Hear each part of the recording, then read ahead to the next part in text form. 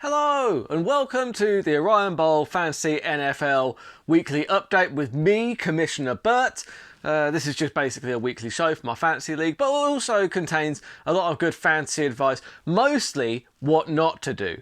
And if you want to see some really disgusting trades as well, like really trades that make you want to retch, because this week there was some disgusting trades being offered, just like horrible, like just left trades so disrespectful. It left a stink in the room, but they weren't being purported by Baby Got Dak. No, more on that a little bit later. So firstly, let's recap week 2 and what a week 2 it was.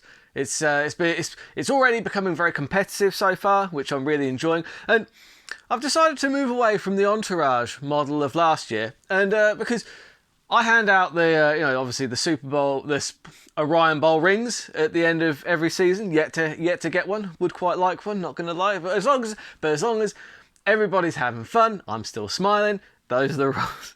But yeah, so I thought, what better than a nice Lord of the Rings themed quest for the Orion Bowl ring, and basically I'll pick the player from each winning team from last week that kind of best fits each character on the poster here for Lord of the Rings, except Liv Tyler. Why was she there? She was barely even in the film. Why is she on the poster? You have to scroll down 2 layers of cast to see who she even played on IMDb. Like, I forgot she was even in it. Like, what? Why is she on the poster? Why is she there? I don't know, like, that's crazy. Anyway, the Viggo Mortensen Aragon best overall player last week has to go to Jalen Hurts. Man, he was just doing it all. He was just so goddamn good, and he managed to get the Indianapolis Colts the narrowest of wins, because unfortunately the Arizona Tits were playing Nick Chubb. Nick Chubb went down with a season ender, so not only is Arizona's number 1 player down for the year, but he also lost that game by less than a point. It was very, very close. You've got to think that one more offensive play from Chubb and he'd have won. So yeah, welcome to the world of fantasy American football, Arizona Tits. It's been a rough ride so far, and this is basically what fantasy NFL is all about. It's all about going 0-2 in the first 2 weeks, losing your best player to a season ender, and having to try and just dig out and rejig your team and try and pull something together from the mess of crap that you've been left with. That's what fantasy NFL is all about. Anyway. So then you've got Frodo, who for me is the best carrier award because he's carrying the ring the whole time. I'm reaching a little bit. So yeah, so the best carrier last week has to go to Christian McCaffrey, obviously, right? He's the great white hope. He's the king. He's so goddamn good. Highest paid running back in the league for good reason, because he just runs people over, taking the coach's sons to a great win over Namath B. Very, very, yeah. Coach's Sons, classy franchise, classy win. Trades were less classy. We'll get to that. So we'll get to it. God damn it. The Gandalf Pure Magic Award has to go to Saquon Barkley. He's performing an absolute magic trick in scoring 21.20 on an offense as bad as the New York Giants. So it looks like the Giants and the Jets are going to be in a trash off this year to see who is the trashiest team in New York. I think the Giants are winning narrowly, but give it time. Give it time. Taking the 3-time champions, the Harlots, to a win over Baby Got Dak. Then you've got the Legolas Best Shooter Award. Getting those long shots in, throwing bombs, has to go to Josh Allen. It has to. Josh Allen needed a comeback week. He had it. He looked really good. His throwing was accurate. He protected the ball an awful lot better. Taking the Baltimore Ravens to their first win of the season, which was, much needed over the Legion of Gloom or Legion of Mixon. I forget, they change their name every couple of weeks. Either way, toilet bowl champs. That's right. Anyway, the Gollum Award for the one who just wants it the most has to go to Hawkinson. Hawkinson helped to take a bang average team in the team with no Namath to get a win over the best team in the league, who are the Danish Trade Gorillas. So yeah, I don't know about that, but yeah, Hawkinson put up a tremendous score. So no, to be fair, like all of Namath's team are doing really well. It's infuriating, really, because you're looking at them on paper, they're bang average, less than average, terrible. Then the Liv Tyler Why Are You Even Here award has to go to Brees Hall this week. Why were you even there? Put 0.90 from someone as talented as Brees Hall. That's pretty bad, and it was a big reason that the Gorillas dropped, the best team in the league, the Gorillas, dropped a game to one of the most average teams in the league, team with no name. So yeah. Anyways, let's talk about these trades. So anyway, we had the loss of Nick Chubb, which has meant that, you know, obviously Jerome Ford and Kareem Hunt has been signed to a year-long contract. So everyone's been scrambling to get those guys. The coach's sons were no exception. The coach's sons picked up Kareem Hunt. But then they tried to offer him as a trade to the Arizona Tits for Stephon Diggs. Like, look, the Arizona Tits, they're new to the league, all right? They're rookies. This is their rookie year. They're green. Like, don't be doing that. What were you hoping? They would hit the wrong button. Kareem Hunt. Like, an out-of-shape running back on a one-year contract who's probably going to play maybe 20% of the snaps, maybe, if you're lucky. Everyone knows Jerome Ford was the pickup to get. Everyone knows that. Kareem Hunt is not really the pickup to get. What were you expecting to happen there? Were you hoping that maybe, I mean, we were all, you know, drinking last night and eating curry, but still, we weren't nearly drunk enough to accept a trade as awful as that. And then I hear a rumour from Baby Got Dak saying that you wanted Jefferson off him for Kareem Hunt. That's ridiculous. That is honestly, look, I expect these kind of things from Baby Got Dak, but I thought the coach's sons were a classy franchise. That was a classless move. Unbelievable. Look, the coach's sons are asleep at the wheel. What's going on? Just some despicable trades there. Anyways, let's have a look at week 3. Let's have a look. Oh, I've got it set to the wrong week. That's a good start, isn't it?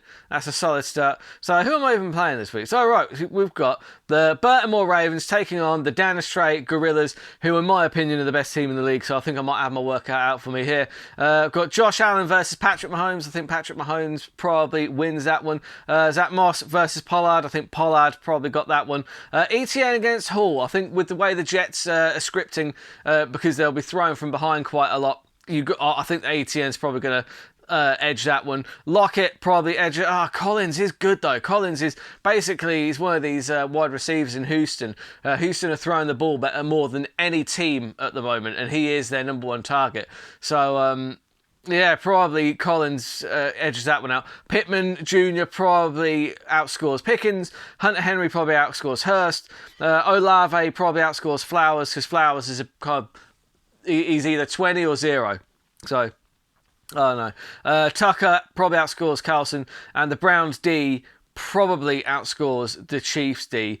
It's going to be close, but I mean, I've lost track of who I picked, but I do think that the Gorillas probably take that one.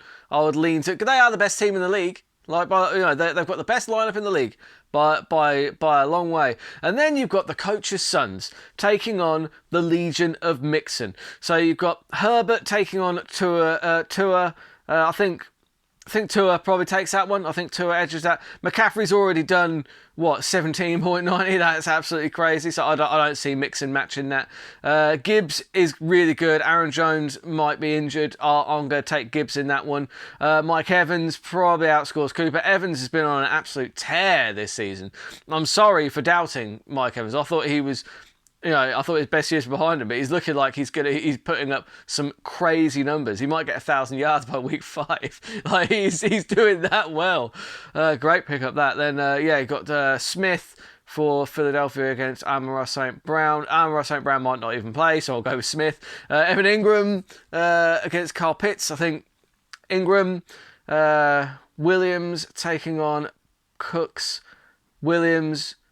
Koo versus Joseph. Joseph, I think I'll give Joseph in that one. The 49ers D have already done 8 points. The Dolphins D will probably do that just about. But Coach's Sons win that one. There's no chance in hell for the Legion of Mixon here. No chance! No chance in hell! And then you've got the Indianapolis Colts taking on the team with no Namath. So Jalen Hurts versus Richard Wilson. No, he's got Russell Wilson then. No, why aren't you putting in Richardson? Oh, is Richardson out? Oh shit, that means that Moss is a must play for me. That's going to be fucking. That's nice. That might change things slightly because he's going to get more of the ball. Russell Wilson. For Denver. Hurts beats Wilson, no problem. Derrick Henry beats Jacobs. Ramondre Stevenson beats Miller. Godwin beats Lamb. Samuel has already done 19 points. Jerry Jeudy's not touching that. King Komet, he's not going to beat Hawkinson. Hawkinson's been on fire, to be fair. I'll give you Hawkinson on that one. Najee Harris has been looking awful, so Brown probably wins that matchup. Tyler Bass, one of the best kickers in the league, against Elliott. Ugh. So yeah, Bass for that one. And the Jets D against New England, I don't know, but I mean they're still looking like I think they're one of the better defenses in the league anyway. So I think they'd probably put on more points than the Jaguars D because the Texans are actually better than you'd think. So I'm taking the Colts here. The Colts are easily beating the bang average team that is the team with no Namath. And then we'll move on to the San Diego Harlots taking on the team with no Shamath, or the team with no Namath B, as I like to call them. You've got Justin Fields taking on Trevor Lawrence. I think that Fields probably gets it done there. Sanders taking on Javonte Williams. Javonte Williams has looked pretty good, to be fair. I think I'd lean towards Williams there. Walker versus Cook. Cook's looked really good, but I think Walker's got quite a good matchup this week. Got Devontae Adams against Keenan Allen. It's Devontae Adams all the way. Tyreek Hill obviously beats out Gabriel Davis. Why have you even got him on your roster? He's terrible. Taysom Hill. Until Alvin Kamara comes back, Taysom Hill's probably going to get a lot of run plays, and yeah, he's good. He's a good play. He could really blow up. He's a really good potential. Travis Kelce does outscore him though. That being said, that is the better option. You've got Connor taking on Ridley. Calvin Ridley's on fire at the moment. I'll keep Ridley.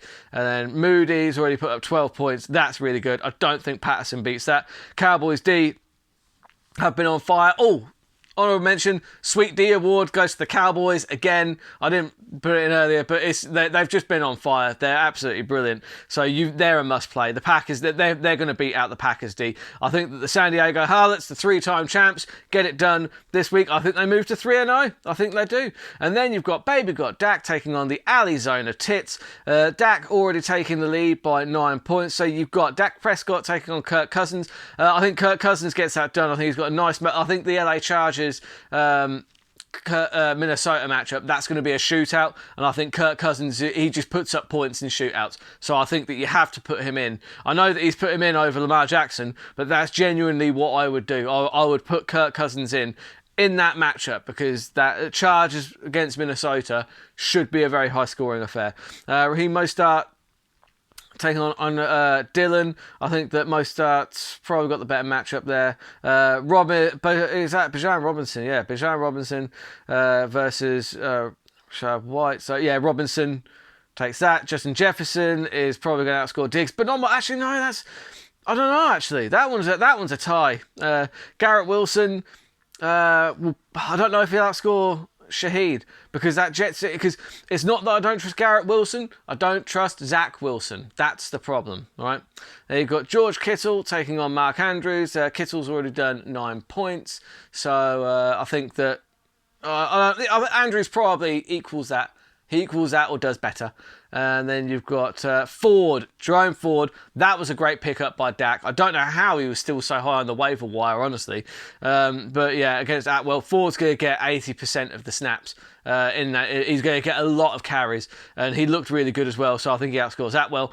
McManus versus Butker, much of a muchness. I think probably McManus gets slightly more. Steelers D I don't know why you're putting them in against Vegas. I think that the Steelers are not very trustworthy. I'll take the Bills D there. So, yeah, I think Baby Got Dak's probably got the Arizona Tits licked there.